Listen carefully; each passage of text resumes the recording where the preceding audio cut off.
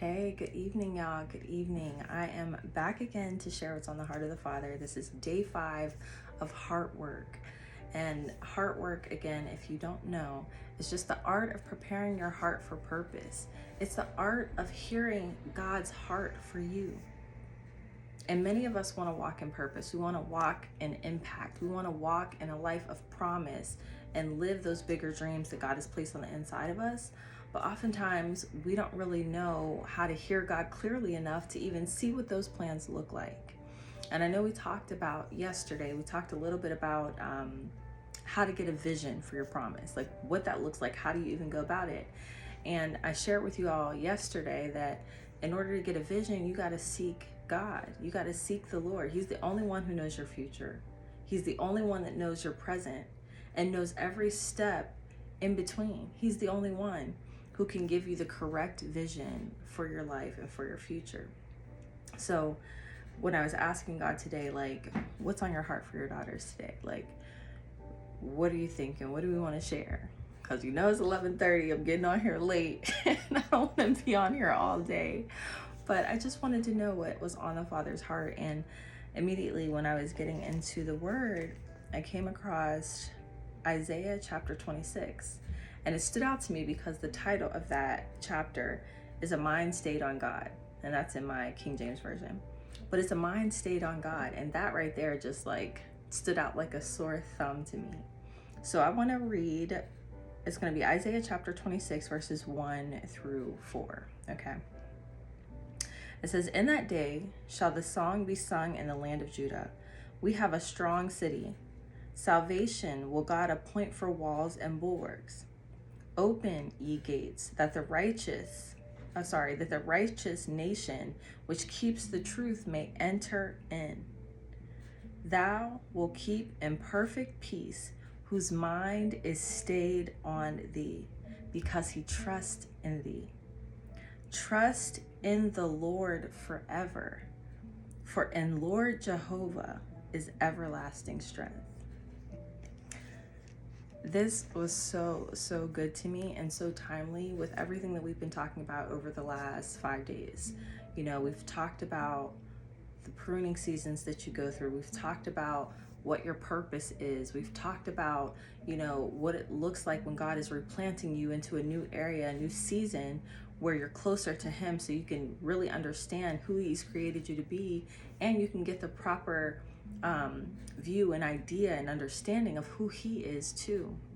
And we've talked about, you know, the excitement of getting to step into a life of purpose and impact and clarity when you step into promise, you know, and even how to figure out what promise looks like for you. How do you know those desires that God's placed in your heart or the things that he has planned for you? We've talked about all of these things over the last few days, and this verse here in Isaiah really caught my attention because I began to think about how, you know, when you are stepping out in a new way to follow God in obedience, and, you know, you're really just surrendering your own plans for your life, and you're asking God to come in and help you formulate the plans that he already has going on behind the scenes. You're saying, Lord, I lay down everything I've planned, and I want to be a part of what you've planned. I want to use everything that you've put in me for your purposes, to be a part of your kingdom work, the things that you desire to see here in the earth. You surrender that when you are stepping into promise and you are deciding to walk boldly and live bigger and, you know, live with a new boldness and confidence in who God says you are. But in order to do that, we have to have a mind that's stayed on God. You have to have this like focus, right? Where there's all craziness going on over here and there might be craziness going over here, but you like have blinders on and you are focused and you are dead set on keeping your mind, your heart, your body, your will stayed on the Lord. And when we do that, he gives us the ability to obey him. He gives us the ability to do the things that he's put in our heart to do, and to use the creativity in a new way that we hadn't thought of before. You know, he begins to highlight and illuminate parts of our character, parts of our creativity, parts of our identity that we've let lie dormant for entirely too long.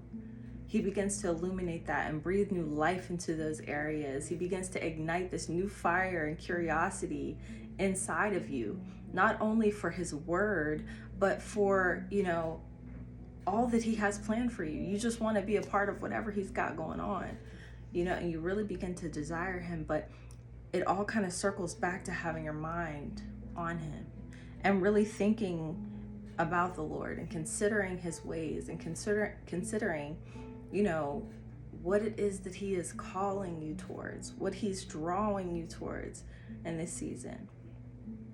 And I thought, as I was reading this verse in Isaiah, that it's timely. Because, when you're walking this thing out, right, you're walking by faith, sometimes it doesn't feel so peaceful. It can be a little scary. It can be a little hard sometimes when you're walking by faith. So to know that, as we're keeping our mind on the Lord, that he'll keep in perfect peace those who keep their mind on him. So it's like when you don't have peace about the next step and you're uncertain about what your future looks like and you're not sure exactly how to get out of your current situation, but you feel this stirring, you feel this unrest, and you know that you're supposed to make a move. It's like, what do you do? What do you do next when you're uncertain of how to move forward, but you know you can't stay where you are? The answer is keep your mind on God. Keep your heart on him. Keep asking him. Keep seeking him. Ask him what he's doing that you aren't even aware of yet. Ask him to be a part of those things. Say, Lord, invite me in. Father, I want to be a part of what you're doing. I'm trying to keep my mind on you. I don't want to worry about this. I don't want to worry about that. I don't want to try to figure everything out on my own and map my own path forward. I want to ask you and seek you for the plans for my life. And as you do that, you will have peace because the pressure is off. The pressure on your shoulders, that pressure that you put on to have it all figured out, to have everything done perfectly, to have your life mapped out just so, that pressure is taken off. You can just breathe, right? Because you can give God that weight. And when you decide to keep your mind on him, you're essentially saying, Lord, I don't have it all together, but I'm going to trust that you do. So I'm going to keep my mind on you instead of worrying about everything else and trying to figure everything out in my own strength and my own power. But I'm going to rest in you. And when we do that, God gives us peace. He gives us this peace that we don't get from any other area. It's a peace that you have that you don't even get, even if you did have all the plans mapped out. Because this peace is God-given, and it's a peace that the world doesn't give, which means your job can't give you this kind of peace. Your relationship can't give you this kind of peace. Understanding and knowing everything that's going to happen is not going to give you this kind of peace. Whatever you're finding security and safety in other than the Lord is not going to give you the peace that only he can give. But when you make a decision and you decide, Lord, whatever is going on, I'm going to keep my mind on you. I'm going to make sure I'm reading your word, but not just reading your word. I'm going to have a conversation with you about it. And I'm going to ask you to show me how I can apply what I'm reading. Show me how the things that I'm learning affect me, or what you want me to do with the things that I've read. It becomes less of just a thing you do to check off your to-do list saying, I read his word, but it becomes more of a conversation. It becomes more relational. And that's what happens when your mind is stayed on the Lord. It takes you deeper. It takes you closer to him. And it really gives you a new peace that you didn't know you could even have, a peace that doesn't make sense. It doesn't make sense that you would have peace when you don't have the next piece of your puzzle. You don't have the next step set out in front of you and laid out perfectly, but you have peace. That's something that's different than how most people operate. That's something that stands out. That's something that, makes other people want to ask you, how are you calm? How are you so cool with everything that's going on when you don't even know what you're doing? Oh, it's because I got the peace from God. It's because I'm keeping my mind on him. I'm keeping my mind on what I do know. And what I do know is that God has good plans for me. What I do know is that he's prepared a future and a hope for me, and that he set a table before me in the presence of my enemies. What I do know is that he covers me and fills me up to the overflow with his joy and his peace and his love. So when we keep our mind stayed on those things and we focus on that, we can have the peace to move forward. We can have the peace to allow God to chart a new direction for us. Even if it's something we haven't done before.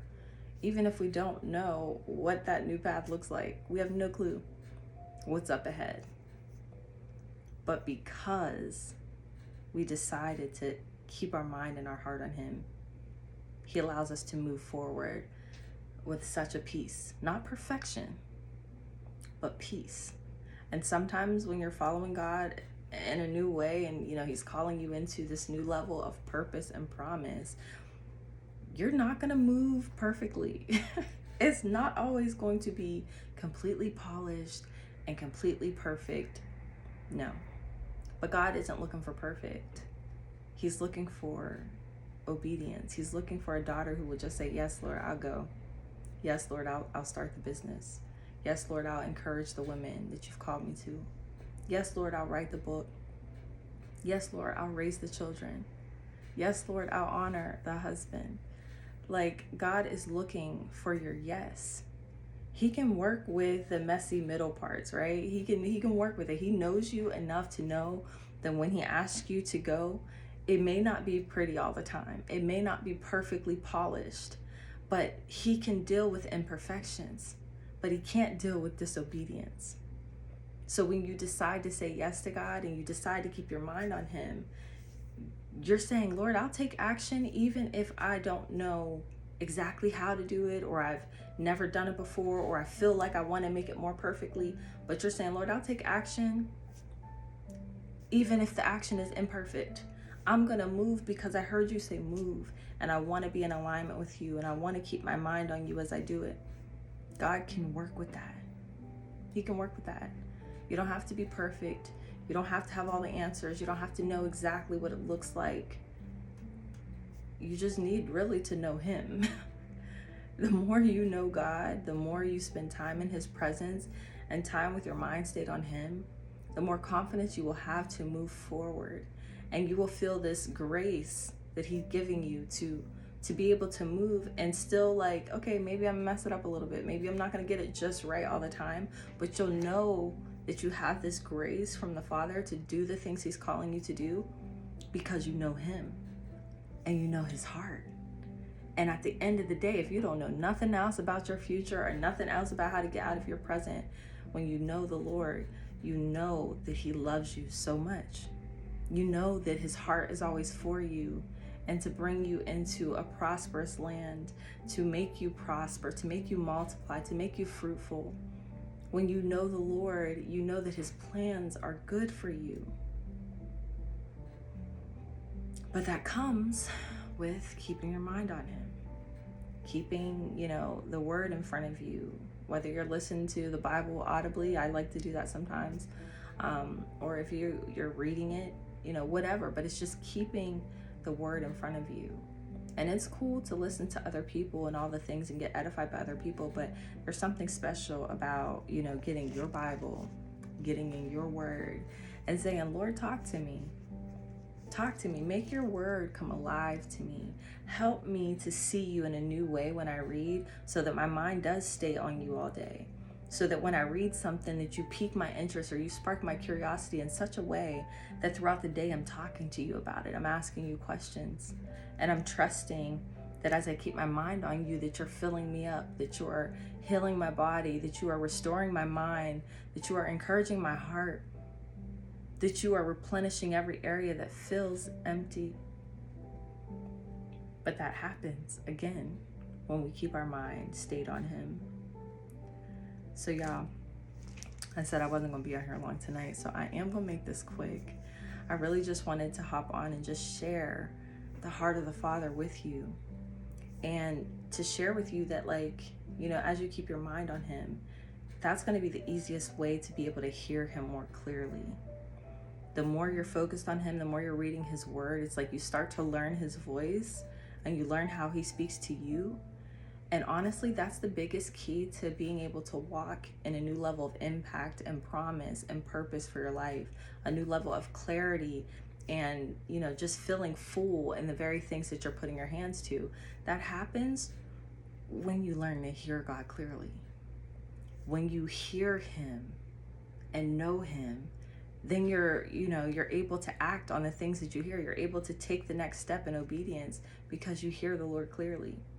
And you know confidently that you do because you've been reading his word and you know his voice. This is what heart work honestly really comes down to. I know y'all hear me use that term a lot, but God gave that to me because, for me specifically, with, how God's made me, I'm very in tune to things of the heart, and I also happen to love art. So the fact that they rhyme too is just kind of perfect. But even in that heart work, the word heart itself, it automatically makes me think of, of course the heart, but also hearing. And the word heart is hear, and also in the word heart is ear. And these are things that God constantly talks to me about as far as being able to hear him clearly, being able to hear the Father's heart, and doing this in a way that, uses my unique giftings of art, being creative. It's like God wrapped it all in one for me and put this together in heart work. And part of what he's called me to do since leaving dentistry is to serve his daughters. He's called me to serve you in a way that helps you to hear him clearly. And really, that's what heart work kind of cultivates and brings together for me. It's the art of hearing his heart. His heart for your life, his heart for your family, his heart for your future, his heart for your promises. And when we begin to hear him clearly and we begin to hear what's on the Father's heart concerning us, it completely changes the trajectory of our lives. It changes how we see ourselves. It changes what we think we are able to do and be in this world. So this heart work thing is something special. And, I've been talking a little bit about it over these next few last days, that God's been calling me to pour into his daughters in a new way and just offer something different, offer something different so that I can really genuinely help you get to where it is God is calling you to. I want to help you hear God clearly. So starting in February, I'm not sure of the date just yet, but starting in February, I am going to be offering like a one-on-one coaching session. It's going to be free. And I'm going to do this for 5 days. So it's going to be 5 days of one-on-one for probably like 30 minutes, nothing crazy. But 5 days one-on-one for about 30 minutes. I want to be able to allow you space to share. What are the areas that you're getting stuck? Are you having difficulty hearing God? Do you need help with walking in your purpose or stepping into promise? Are you already in a season of transition where God is pivoting you from one area to something completely different that you've never done before, and you just need someone who's walked through that already? You need to be able to talk to someone and maybe ask some questions about what you're currently walking through so that you can get to where God is sending you. Whatever it is, wherever you find yourself between there, if God is uprooting you out of one season, or he's replanted you somewhere new, or maybe you are walking through a pruning season and you like, girl, help me. Whatever it is, I want to be able to help. So that's the essence of what I will be offering this February, since it's my birthday month. And of course, it's like, the month of love. It's just so funny how God does things. I'm like, Lord, he just be putting stuff together. But whatever it is, it's going to be hard work, because I think it's important to, just to be able to hear the heart of the Father concerning your life. And I want to help you do that however I can. So I want you to keep on the lookout for that. If that seems like something you would be interested in, go to fullcirclefaith.com, click join, just put in your email address. If you want to leave me a little comment or a little note, just put heart work, in the comments, so that I know that that's what you're kind of interested in. Or you can put one-on-one, either way. But just drop your email address there, and you will be the first to know when I officially drop my one-on-one coaching, and just to be able to help you however I can to walk through those difficult seasons when God is doing something new in you and you're like, I don't have a clue. But anyways, y'all, this is all I wanted to get on and share for today. I pray that it encourages you to keep your mind on God, not on the worry, not on what you don't know, not on what's going to happen tomorrow, not on what's going to happen a year from now. But I encourage you to keep your mind on Him. Keep your mind on the Lord. Ask Him to help you.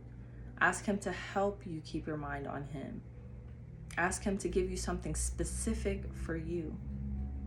And open His Word and begin to read it, and you will see God will answer. I'm telling you, when you seek Him out, He's definitely going to come through. All right, so this has been an awesome 5 days. I'm so thankful that you came to tune in or jump in here and just kind of check out what, God had to say to you.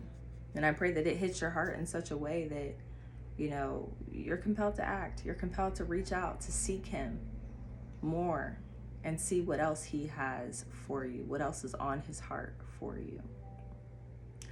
All right, y'all, I'm going to hop off here, but I just pray that you have a blessed rest of your evening or morning, wherever you find yourself, and know that God loves you so, so much. All right, bye.